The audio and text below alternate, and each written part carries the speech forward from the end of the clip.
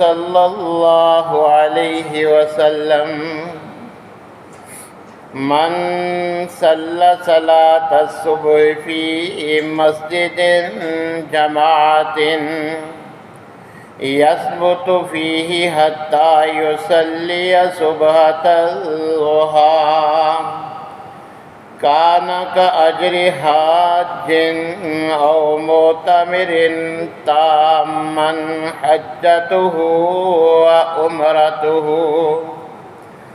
وقال النبي صلى الله عليه وسلم من مشى إلى الصلاة مكتوبة في الجماعة فهي كحجة ومن مشى إلى صلاة تطوع فهي كعمرة تامة۔ تمام قسم کی تعریفات مالک العلام ذوالجلال والاکرام وحدہ لا شریک، مالک کائنات اور خالق ارض و سما کے لیے لاکھوں کروڑوں درود و سلام اس ہستی اقدس و مقدس کے اوپر جن کا نام نامی اسم گرامی جناب محمد الرسول اللہ صلی اللہ علیہ وآلہ وسلم ہے۔ سامعین محترم، اللہ جل شانہ اپنے بندوں سے اس قدر پیار اور محبت فرماتے ہیں کہ جن کو مالی عبادات کا اجر لینے کے لیے مال کی کمی کا سامنا ہے، ان کو بھی ان مالی عبادات کے اجر و ثواب کو پانے کے لیے اللہ اس کو بعض مواقع فراہم کرتے ہیں کہ یہ میرا بندہ اور بندی کہ جو مالی عبادات کرنے والوں کی طرح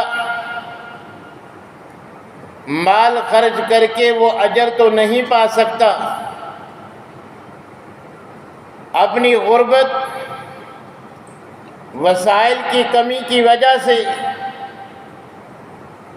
وہ مال خرچ کر کے اجر کمانے کی سخت نہیں رکھتا، تو اللہ تبارک و تعالیٰ نے ایسے انسانوں پر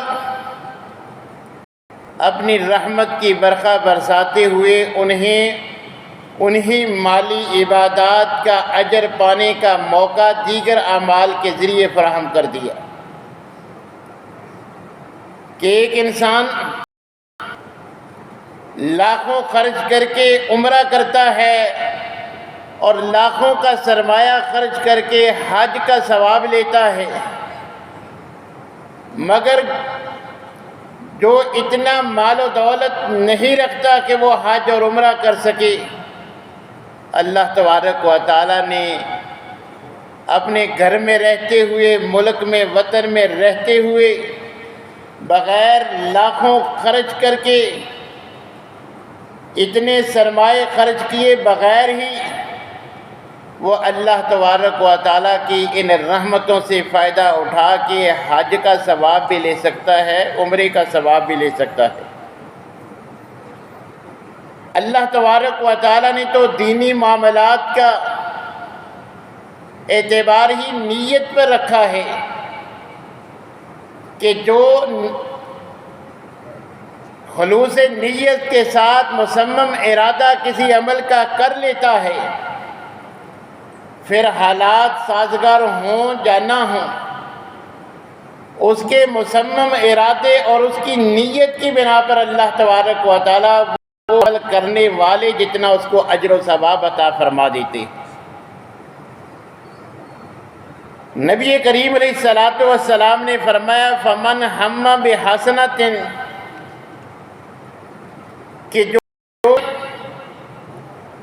کسی اچھے عمل کا، نیک عمل کا ارادہ اور نیت کر لیتا ہے،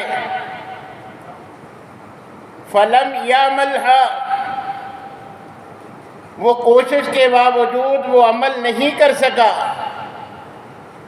حج کا ارادہ تھا، درخواست جمع کروائی، مگر قرآن اندازی میں نام نہیں آیا، ایسے لوگوں کو بھی اللہ اپنی رحمت سے مایوس نہیں کرتا۔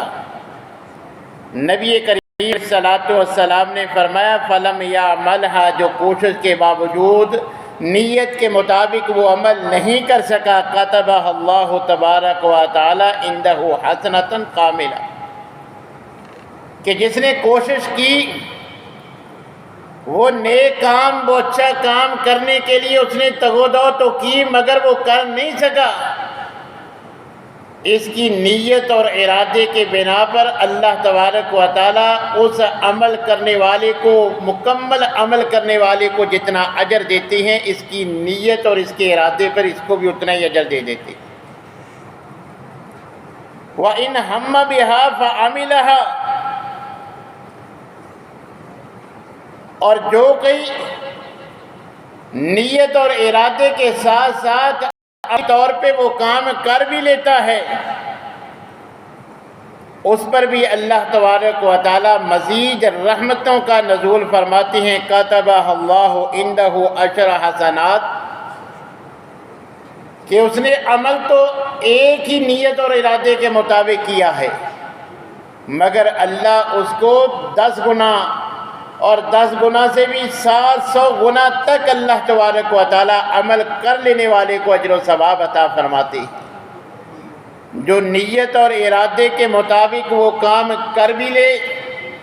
اسے 10 سے لے کر 700 گنا تک اس کی محنت، کوشش، اس کی نیت، اس کے خلوص کی بنا پر اس کو 10 گنا سے لے کر 700 گنا تک عمل کرنے والے کو اللہ تعالیٰ اجر عطا فرماتے ہیں۔ جو محنت اور کوشش کر کے بھی وہ عمل نہیں کر سکا، اس کو مکمل عمل کرنے والے جتنا اللہ تعالیٰ اجر و ثواب عطا فرما دیتے۔ نبی کریم علیہ الصلوۃ والسلام نے فرمایا دنیا میں انسانوں کی 4 قسمیں، 4 اقسام کے لوگ ہیں دنیا میں۔ پہلے نمبر پر جو سب سے عمدہ اور اعلیٰ قسم ہے کہ اللہ نے ان کو مال و دولت سے نوازا، اور اس کے ساتھ ساتھ اسے کتاب و سنت کا علم بھی عطا فرمایا۔ اب وہ علم سے بھی اور اپنے اللہ کے دیے ہوئے مال میں سے بھی لوگوں کو نفع پہنچاتا ہے، اللہ کو راضی کرتا ہے،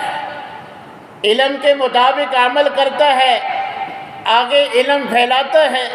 اللہ کا دیا ہوا مال لوگوں پہ اللہ کی رضا والے کاموں پہ خرچ بھی کرتا ہے۔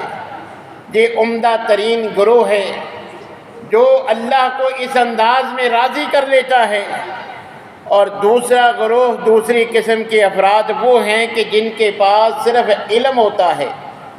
کہ کتاب و سنت کا علم ہوتا ہے، مالی اعتبار سے وہ مستحکم نہیں ہوتے کہ کوئی لمبے چوڑے صدقات و خیرات کر سکے، لیکن جب وہ پہلی قسم کے لوگوں کو صدقات و خیرات، اللہ کی رضا والے کاموں پہ خرچ کرتا ہوا دیکھتے ہیں، وہ نیت اور ارادہ کرتے ہیں کہ کاش اللہ مجھے بھی مال و دولت سے نوازتا، میں بھی اسی طرح جس طرح یہ آدمی اللہ کے گھر آباد کرتا ہے، مساجد بناتا ہے، مدارس بناتا ہے، دیگر اللہ کی رضا والے کاموں پہ اپنا مال خرچ کرتا ہے، اگر اللہ مجھے بھی مال دے تو میں بھی اس انسان کی طرح اللہ کے راستے میں اللہ کو راضی کرنے کے لیے مال خرچ کروں۔ فرمایا جی صرف نیت اور ارادے کی بنا پر نبی صلی اللہ علیہ وسلم نے فرمایا پہلے گروہ والے جتنا اجر و ثواب لے لیتا ہے، ان کو اللہ نے مال دیا، انہوں نے خرچ کر کے ثواب لیا، اسے مال نہیں بھی تھا مگر اس کی نیت اور ارادہ تھی اگر مجھے مل جائے تو میں بھی ایسی جگہوں پہ خرچ کروں۔ اور فرمایا تیسرے نمبر پر تیسرے گروہ، تیسری قسم کے دنیا میں انسان وہ ہیں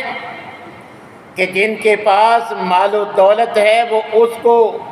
کتاب و سنت کا علم نہ ہونے کی وجہ پہ وہ اس کو جو ہے وہ فحاشی و عریانی اور عیاشی کے اور منکرات کے راستے پہ خرچ کرتے ہیں، اللہ رسول کی برملا مخالفت والے کام کرتے ہیں، وہ اپنے پیسے کے نشے میں، مال و دولت کے نشے میں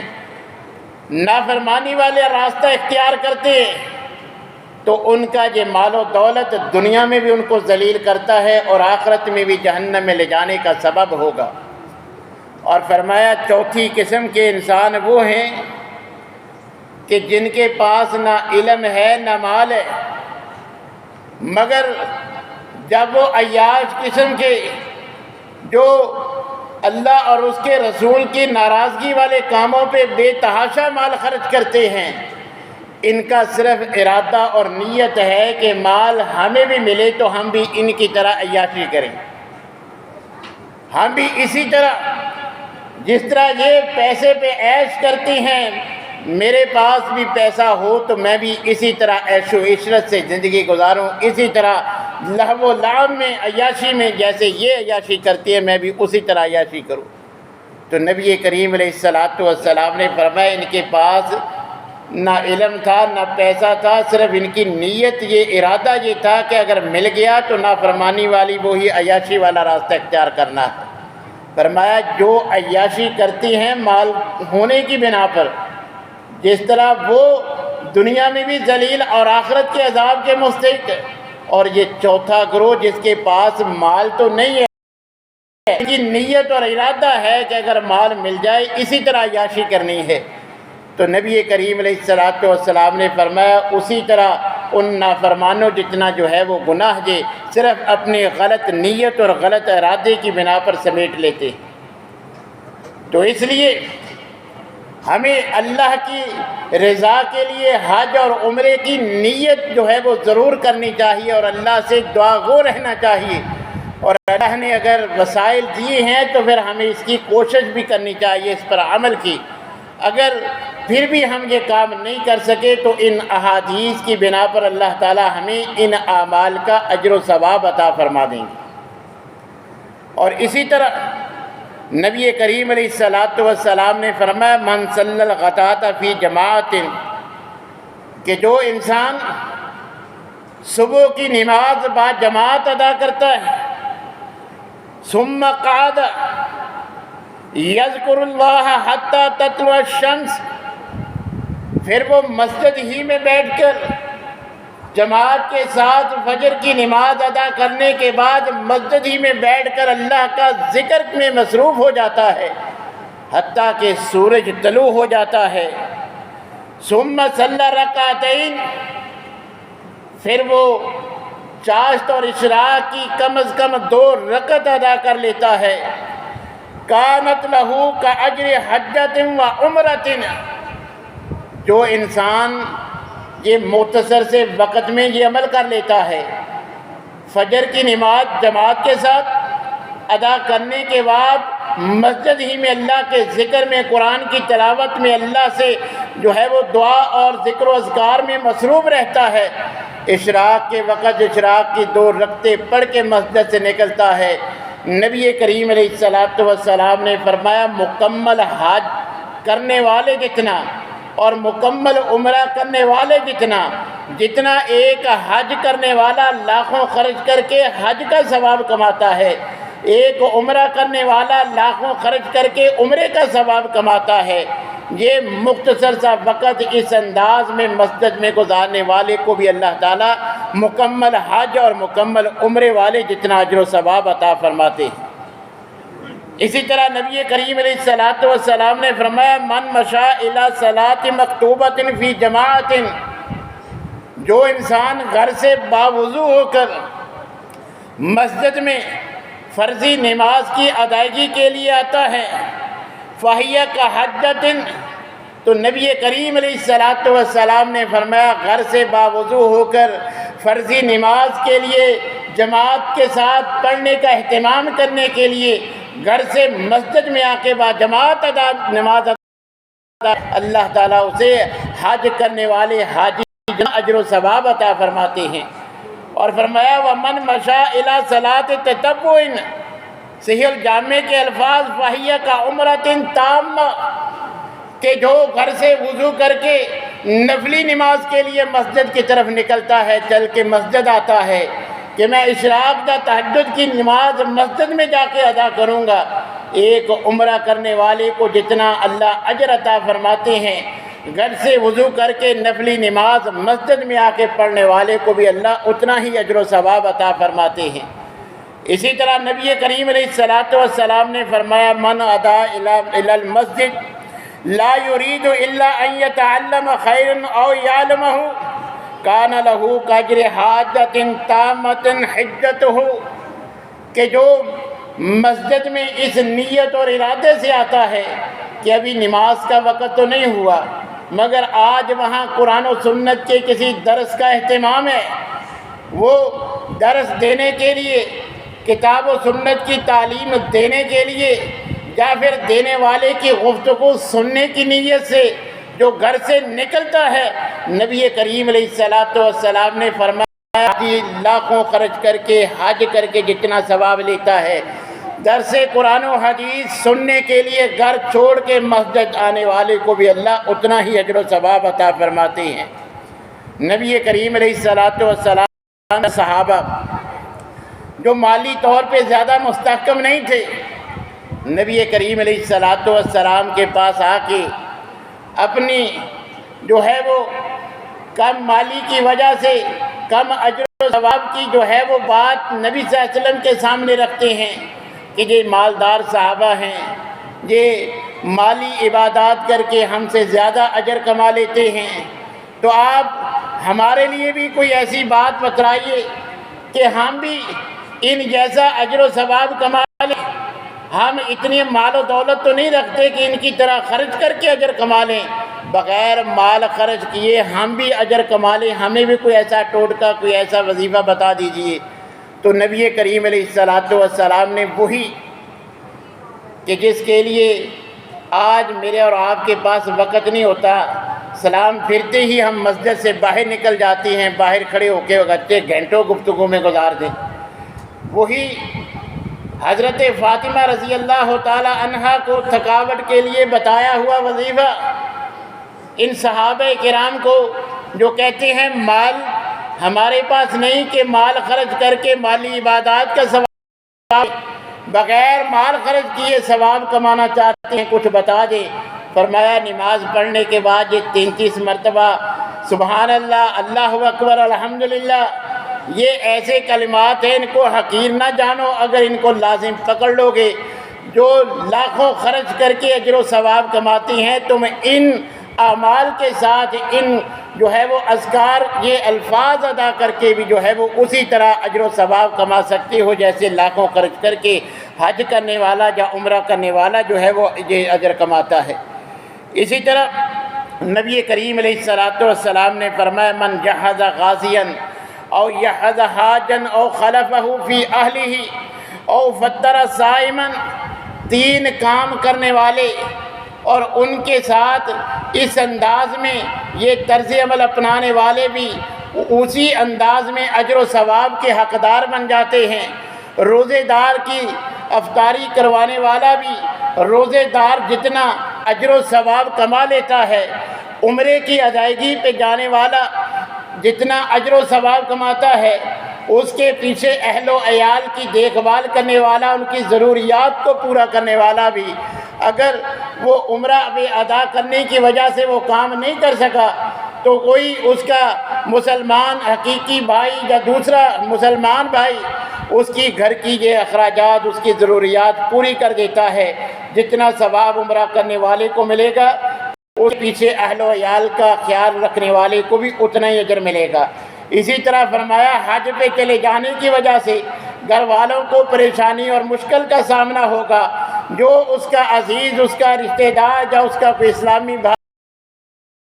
اور اس کی دیکھ بھال، ضروریات، جو پیچھے کے معاملات ہیں اس میں اس کی معاونت کر لے گا، وہ تو حج پہ گیا ہے، حج پہ جانے والا حج کی وجہ سے جتنا اجر و ثواب کمائے گا، پیچھے اس کے اہل و عیال کی دیکھ بھال کرنے والا، اس کے وہ کام سر انجام دینے والا بھی، اس کو بھی اللہ تبارک و تعالیٰ اتنا ہی اجر و ثواب عطا فرما دیتے ہیں۔ کہ جتنا حج کرنے والے کو لاکھوں خرچ کر کے حج کا ثواب عطا فرماتے ہیں۔ اسی طرح نبی کریم علیہ الصلاۃ والسلام سے ایک صحابی پوچھتے ہیں کہ اللہ کے رسول، میرا جہاد کا ارادہ ہے، خواہش ہے کہ میں بھی آپ کے ساتھ جو ہے وہ کسی مارکے میں جاؤں، جہاد کروں، مگر آپ میری کیفیت دیکھتے ہیں، میری حالت دیکھتے ہیں کہ خواہش تو ہے مگر میں یہ کام کرنے کی طاقت نہیں رکھتا، اپنی جسمانی کیفیت، اپنی بیماری، اپنے بڑھاپے کی بنا پر میں اس طرح جری بہادر کی طرح، مجاہد کی طرح تو لڑائی نہیں کر سکتا، مگر میرا ارادہ ہے، میری کوشش ہے کہ میں یہ کام کروں، مگر میری جو ہے وہ جسمانی کنڈیشن اس کا ساتھ نہیں دیتی۔ تو نبی کریم علیہ الصلاۃ والسلام نے فرمایا، حل باقیہ من والدیک احد، کہ میرے صحابی تیرے والدین میں سے کوئی زندہ ہے؟ فرمایا ہاں، میری والدہ ابھی حیات ہیں، میری والدہ بھی زندہ ہیں۔ تو نبی کریم علیہ الصلاۃ والسلام نے فرمایا فَأَبْلِ اللَّهِ فِي بِرِّهَا، کہ اپنی والدہ کی خدمت کر، اس کو راضی کر، اس کے تمام معاملات میں اس کی معاونت کر، اس کے ساتھ حسن سلوک کر، ماں کے ساتھ یہ سارے کام تو کر لے،